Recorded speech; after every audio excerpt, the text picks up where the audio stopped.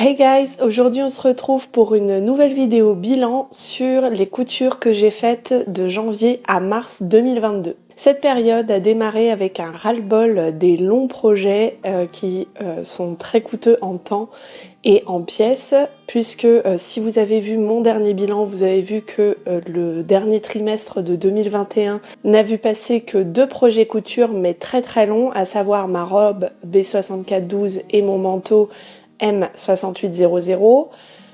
Donc j'ai commencé ce nouveau trimestre avec une envie d'un projet simple avec peu de pièces et rapide à faire.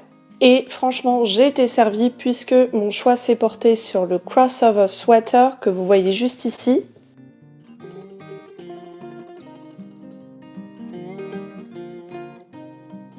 Ce crossover sweater fait partie des patrons de la marque Alien Mac. C'est un pull en tissu extensible, du coup on peut le faire en longueur pull, tunique ou robe. J'ai choisi la longueur pull. Ce projet est extrêmement rapide à faire et ne nécessite pas beaucoup d'ajustements. Je n'ai pas eu à ajuster le patron en dehors de grader sur mes 3 tailles. Et je n'ai même pas eu besoin de mettre la petite bande de tissu qui est prévue pour maintenir le décolleté, sachant que j'ai une forte poitrine, donc voilà, si ça peut vous donner une indication pour le décolleté.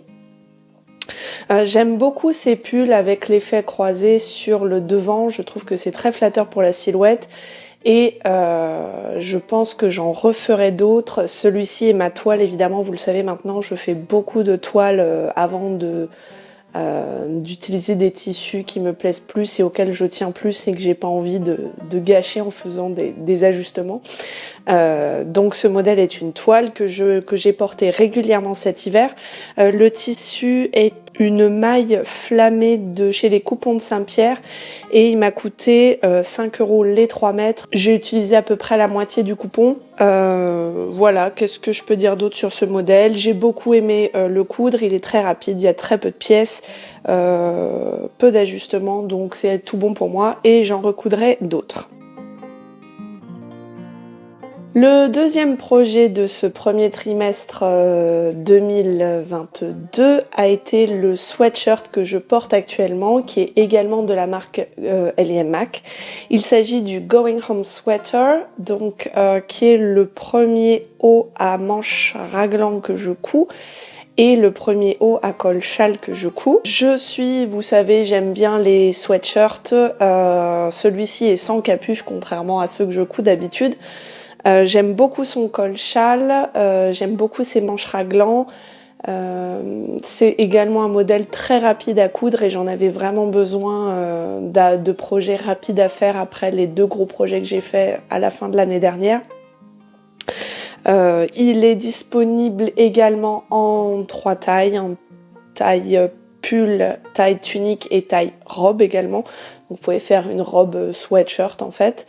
Je ne sais pas si la version robe contient des poches. Le pull en tout cas n'en contient pas. Et vous avez possibilité de faire plusieurs versions de col également. Vous avez le col châle et vous avez le col comme un t-shirt classique. Il n'y a pas de capuche sur ce modèle en revanche. Les tissus que j'ai utilisés pour ce sweatshirt sont donc un reste du tissu sweat que j'avais utilisé pour le undercover hoodie. C'est un tissu sweat de chez Dressenstoffen. Ce tissu-là est un tissu sweat minky de chez Fage Textile que j'avais acheté en 2021, je crois aux alentours de mars ou avril, un truc comme ça. Et le bas du sweatshirt est un bord-côte de chez Fage Textile, du coup, que j'avais eu dans le calendrier de l'Avent 2021 de chez Fage Textile, que vous pouvez évidemment retrouver sur ma chaîne. Ce sweat est très agréable à porter. Les modifications que j'ai apportées, c'est que au niveau des manches, moi j'aime bien avoir des manches limite un peu petites, un peu courtes. Il y avait normalement des bandes de poignets à rajouter, mais moi j'avais pas envie en fait d'avoir ces bandes de poignets, donc j'ai préféré faire un ourlet simple. Après ça dépend vraiment de votre goût. Moi je sais que j'aime bien avoir des manches un petit peu trop courtes par rapport à la longueur totale de mon bras. Mais voilà, c'est vraiment une question de goût. Concernant la longueur que j'ai actuellement est la longueur pull, donc la plus courte des 3. et il descend quand même bien sur les hanches, donc pas de risque de montrer votre culotte si vous accroupissez et que vous avez le pantalon qui descend. Voilà. Donc, petite parenthèse. Modèle suivant maintenant, avec un projet qui me tenait énormément à cœur et que je n'osais pas mettre en route. Je ne sais pas vous, mais moi, ce modèle m'intimidait beaucoup avant de le faire. Il s'agit de la combinaison Sirocco de chez Deer & Doe. Alors, j'en ai deux derrière moi, puisque j'ai fait deux toiles différentes. Donc, j'ai fait une première toile version short avec des tissus pas trop chers et avec des tissus qui me plaisent quand même pour cet été plutôt. Concernant cette combinaison, vous la connaissez si vous avez regardé mon tuto en anglais de la Sirocco sur ma chaîne, puisque c'est avec cette toile que j'ai filmé mon tuto. C'est une toile avec laquelle je ne me suis pas photographiée puisque elle est un peu juste au niveau des jambes pour moi et j'avais pas trop envie de me mettre en photo avec cette version là sur les réseaux sociaux. Néanmoins, normalement, vous avez vu passer une photo de cette combinaison épinglée sur mon mannequin. Ce modèle me tombe déjà très bien, en fait, comme ça, mais j'ai modifié entre cette version-là et donc la version d'après que vous connaissez mieux. J'ai fait un FBA. Et je pense qu'il faudra encore que je fasse d'autres modifications, mais je vous en parlerai après du coup. Le tissu du haut est un coupon de chez les coupons de Saint-Pierre. Qui m'a coûté, je crois, 5 € les 3 mètres. C'est une espèce de lycra, un peu au niveau texture. Ça ressemble un petit peu au tissu maillot de bain, mais c'en est pas un, bien sûr. Et le tissu noir est un jersey de coton de chez Dries&Stoffen que j'ai acheté pour 7 € le mètre à peu près. Mais c'était il y a longtemps, c'était au début de mes achats couture, donc mon achat doit dater de peut-être septembre-octobre 2020, un truc comme ça. Peut-être même avant, je vous dirai en bas de l'écran si je me suis trompée dans la date. Ce modèle a été facile à coudre, rapide, une fois évidemment que les pièces sont découpées, hein, c'est toujours le même problème, hein, ça prend plus de temps de découper les pièces que de les assembler ensuite. J'ai pas ressenti de difficulté particulière. Je me suis beaucoup appuyée sur le tuto de Couture et Paillettes qui est très bien fait. Si vous ne la connaissez pas, je vous invite à découvrir sa chaîne. Je vous le répète à chaque fois que je parle d'elle, mais vraiment c'est une très bonne chaîne de couture. Et c'est pour ça que je n'ai pas fait de tuto francophone de la combinaison Deer & Doe parce que ça existe déjà et c'est très bien fait, donc il n'y a aucun intérêt à la refaire. Néanmoins, je l'ai faite en anglais parce que j'ai constaté que en anglais, il n'y avait, je crois, pas de tuto sur la Sirocco. Et après avoir fait ma vidéo, en fait, finalement, j'en ai retrouvé, mais à l'époque où j'ai cherché, j'en ai pas trouvé. Bref, les aléas de l'algorithme YouTube quand on fait une recherche sur son site, c'est génial. Bref, toujours est-il qu'il y avait beaucoup moins d'offres chez les anglophones, donc je me suis dit que ça les intéresserait d'avoir notamment le petit truc de Couture et Paillettes pour bâtir les plis et que ce soit plus précis que la méthode des instructions. Bref, je m'égare. Et du coup, voilà pour ce premier modèle que j'aime beaucoup et que je vais porter quand même cet été, malgré qu'il soit un peu juste pour moi au niveau des hanches. Donc vêtement suivant, il s'agit également d'une Sirocco.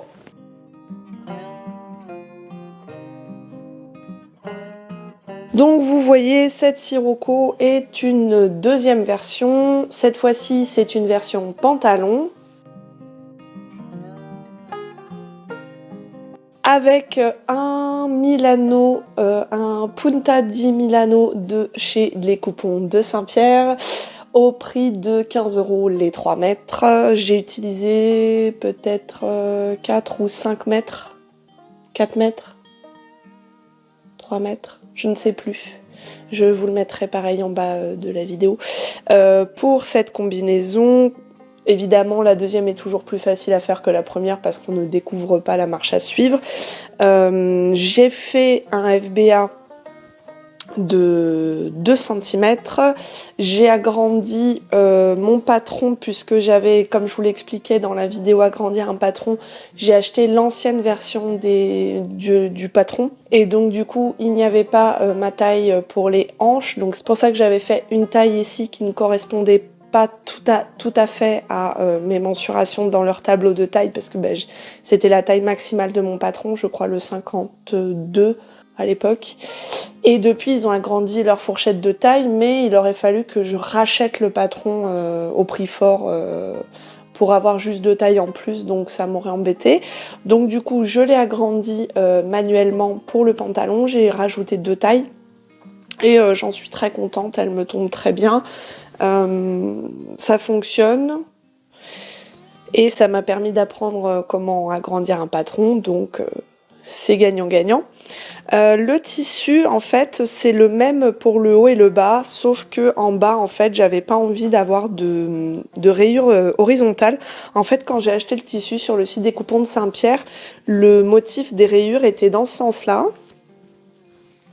sur la photo. Du coup, je croyais que c'était des rayures verticales. Et quand le tissu est arrivé chez moi, eh bien, en fait, c'était des rayures horizontales. Si vous êtes un petit peu ronde comme moi, vous savez que les rayures horizontales ça grossit et les rayures verticales ça allonge. Clairement, mon bas de corps n'est pas la partie la plus mince de mon anatomie, donc le principe c'est normalement de faire un effet visuel pour la rapetisser un petit peu. Donc les rayures horizontales sur tout mon bas, ça me disait moyen. Donc ce que j'ai fait tout simplement, c'est qu'en fait j'ai cousu sur l'envers du tissu. Vous voyez, vous avez à l'intérieur, vous avez mes rayures, en fait c'est l'endroit du tissu normal. Et j'ai cousu sur l'envers pour avoir le bas uni au niveau de ma combinaison. Alors ça se voit un petit peu quand on me met une grosse lumière sur les jambes et que je tire sur le tissu, mais sinon ça se voit pas trop et honnêtement bon. Ça m'est égal, l'important c'est que j'ai pas les rayures hyper visibles sur mes jambes quand je la mets, donc c'est validé pour moi. Néanmoins, je vais encore devoir faire 1 ou 2 ajustements pour la suivante, puisque je trouve que je n'ai encore pas assez de longueur de buste devant, enfin de hauteur de buste, je veux dire, devant. Par contre, au niveau de la poitrine, c'est ok, donc je pense pas que j'ai besoin d'agrandir mon FBA, je pense vraiment que j'ai juste à rajouter de la longueur, enfin de la hauteur de buste simple. Et j'ai l'impression que sur l'arrière, j'ai 1 ou 2 cm en trop en hauteur de buste. Ça, c'est toujours mon problème parce que comme je suis très cambrée, en fait, j'ai un dos moins haut que mon devant. Et cet effet-là est accentué par le fait que j'ai une forte poitrine, mais en fait c'est vraiment surtout le fait que je sois cambrée parce qu'en fait mon bassin est légèrement basculé vers l'arrière, ce qui forcément par physique rallonge mon devant et raccourcit mon derrière. Voilà, donc à chaque fois je suis obligée d'ajuster la hauteur de buste. Bref, modèle suivant. Donc ce modèle, pareil, c'est également un patron de la marque Direndo. Ce vêtement est la première version, mais j'en ai cousu une deuxième version que vous verrez au bilan du prochain trimestre. Il s'agit de la Magnolia. Alors cette Magnolia, pareil, beaucoup de plaisir à coudre, très peu d'ajustements nécessaires, encore une fois. Je suis obligée d'allonger la hauteur de buste, de la raccourcir dans le dos, de la rallonger à l'avant. Et évidemment, si vous avez une petite expérience d'étoile, vous savez qu'il ne faut pas faire tous les ajustements en même temps. Sinon, on ne sait pas exactement ce qui a fonctionné, ce qui n'a pas fonctionné. Donc pour l'instant, sur la deuxième version que j'ai terminée maintenant, j'ai ajouté un petit peu de hauteur de buste sur l'avant et honnêtement, ça va beaucoup mieux. Mais je pense que effectivement pour la prochaine il faudra encore que j'enlève un petit peu de hauteur de buste arrière et voir que j'allonge encore un tout petit peu devant, enfin bref, c'est tout un calcul. Donc pour cette Magnolia, donc j'ai fait la version B. Si vous connaissez le modèle, vous savez qu'il y a 2 versions. Il y a la version A qui comporte un décolleté plus profond que la version B et qui est doublé sur tout le bustier. Et vous avez également sur la version A une longue jupe qu'on peut faire soit avec une fente, soit sans fente. Et la version B est plus courte au niveau de la jupe et contient un décolleté plus modeste, on va dire, et non doublé. Donc le bustier n'est pas doublé du tout. Au niveau des manches, j'ai choisi l'option manche papillon parce que je trouve que c'est plus esthétique que les longues manches et aussi plus léger. Le biais de l'encolure normalement est cousu à l'intérieur. Donc c'est une encolure avec un biais invisible, mais moi j'avais envie de mettre un biais sur l'extérieur pour faire un contraste à l'encolure. Je sais que les deux versions existent dans ce que j'ai croisé sur les réseaux sociaux, même si voilà, la version du patron d'origine c'est avec le biais cousu à l'intérieur pour faire une espèce de parmenture, je sais pas si le mot est correctement employé, mais enfin voilà. Et alors que moi j'avais pas envie, j'avais juste envie d'un biais contrastant. Les tissus, donc le tissu rose vient de chez les Coupons de Saint-Pierre, c'est un coupon de 3 mètres de popeline de coton ou juste de coton simple, je ne sais plus quelle est l'appellation, à 15 € les 3 mètres. Et le bas, le coton noir, est également un coton de chez les Coupons de Saint-Pierre à 15 € les 3 mètres. J'ai utilisé quelque chose comme 1 mètre, 1 mètre et demi de chaque. Voilà, le biais est un biais au rouleau acheté chez Rascol.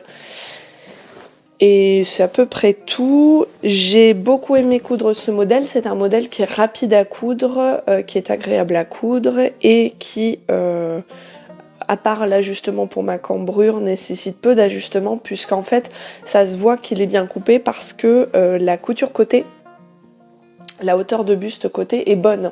Donc j'ai besoin uniquement d'ajuster la hauteur de buste sur l'avant et sur l'arrière au niveau du milieu, mais pas au niveau des côtés. Donc voilà, c'est pour ça que c'est un ajustement qui est plutôt dû à ma cambrure plutôt qu'à la coupe du patron en fait, tout simplement. Sur le bord des manches, j'ai fait une finition ourlet festonné. Alors, j'ai une machine qui est assez ancienne, qui est une machine mécanique qui date du début des années 2000, je crois. C'est une machine que j'ai récupérée de quelqu'un. Ce n'est pas une machine que j'ai volontairement achetée. Elle me convient parfaitement pour l'usage que j'en fais. Et il y avait l'option ourlet festonné. Je me suis dit, ça va être sympa comme finition. Sauf que je ne sais pas si c'est spécifique à ma machine ou si c'est sur toutes les machines pareilles, mais soit j'avais un point très serré, donc correct pour faire l'effet festonné, et dans ce cas-là j'ai des festons tout petits, soit j'avais un feston de taille plus grande, mais dans ce cas-là mes points étaient très écartés et ça convenait pas du tout à l'effet ourlet festonné. Donc c'est un ourlet qui est très joli, mais qui va nécessiter beaucoup de temps. D'ailleurs vous voyez que j'ai pas fini de le couper en fait, parce que si vous savez faire un ourlet festonné, donc faut d'abord faire le bord et ensuite découper l'excédent de tissu qui est à l'extérieur du motif. Et forcément, comme mes festons sont très petits, ça prend beaucoup de temps. Honnêtement, avec cette machine-là, je sais que du coup, je ne ferai plus d'ourlets festonnés. Si un jour j'achète une autre machine, j'ai vu passer d'autres ourlets festonnés avec des festons beaucoup plus grands. Donc je pense que c'est possible maintenant de faire ça. Bon, la technique est la même, mais voilà. Donc, première et dernière fois probablement que je fais cette finition avec cette machine à coudre. N'hésitez pas à me dire dans les commentaires, il y a peut-être un truc que j'ai pas compris, mais je pense pas. Je pense juste que sur ce modèle de machine à coudre, on peut pas ajuster la longueur des festons, voilà. Tant pis pour moi. Sinon, à part ça, une fois que ce sera tout découpé, je serai très contente évidemment de cet effet que je trouve joli, hein. Les petits festons, c'est très joli, c'est juste très pénible à tout découper, quoi. Voilà pour ce dernier modèle du trimestre de janvier à mars 2022. J'espère que ce bilan vous a plu. N'hésitez pas à me dire dans les commentaires ce que vous en avez pensé. J'espère que cela vous aura peut-être donné envie d'essayer un de ces modèles que je vous ai présenté aujourd'hui. Si cette vidéo vous a plu, n'hésitez pas à mettre un pouce en l'air en bas de la vidéo et à vous abonner à ma chaîne pour avoir des nouvelles de mes futures sorties. Je vous rappelle également que j'ai des réseaux sociaux, Instagram et Facebook, sous le nom de Couture Positive. Moi je vous dis à la prochaine vidéo et bonne cousette!